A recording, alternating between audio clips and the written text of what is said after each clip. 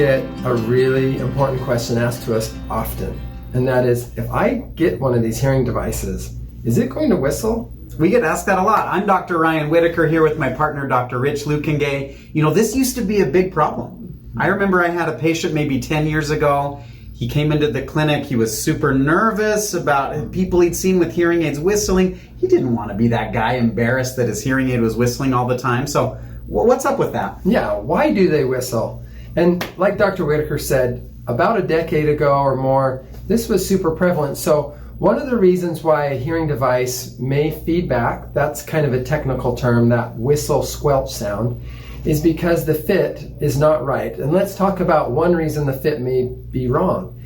It may not be that the device is bad or that the wire length is off or something. It may be that the ear canal that's supposed to be this long has become shortened with wax. And so as wax builds up in the canal, it changes the depth, the volume of the ear canal, and so the calibration of how the microphones talk to that little, I guess the loudspeaker in there, we call it a receiver, that little receiver piece that emits sound, it's supposed to have a little bit of a runway, and if it becomes shortened, it sends things out of phase and it can create feedback. So simple earwax, which you don't think you're waxy, you don't think that's a problem, but over time the wax can build up a little bit and it can put your little hearing device into that feedback or that squelch or that whistle sound that nobody wants. Yeah. So, earwax. If the fit's not right, if there's a little bit of wax, sometimes it's helpful to understand why it's happening.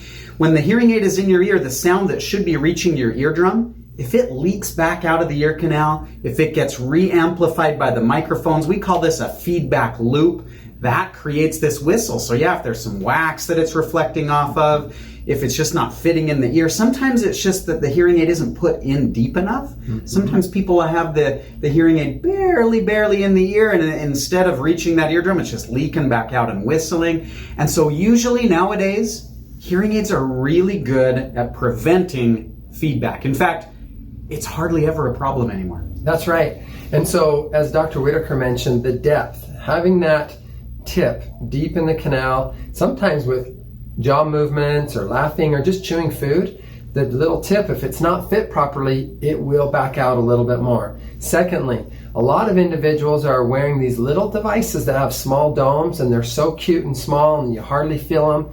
That's what most of us want, but if you have a hearing loss that's too severe and it's walking down that graph, it's really quite significant, we're needing to put more sound pressure into that ear canal. We're needing to turn up the sound so that that individual can hear more. And so those little tips aren't appropriate. And so sometimes if your hearing loss is this big, you probably need something that's a little bit more significant in the ear canal, something a little more appropriate for that type of hearing loss, not one of those little teeny tips. So the physical fit needs to be right, the tip size needs to be right. Let's keep that ear canal clean of earwax and you should be free of whistle feedback. Yeah, I'd say if I could add one last comment, that question, if I get a hearing aid, is it going to whistle? The answer is probably not. We're really good nowadays with both the technology and the physical fit to prevent that from happening.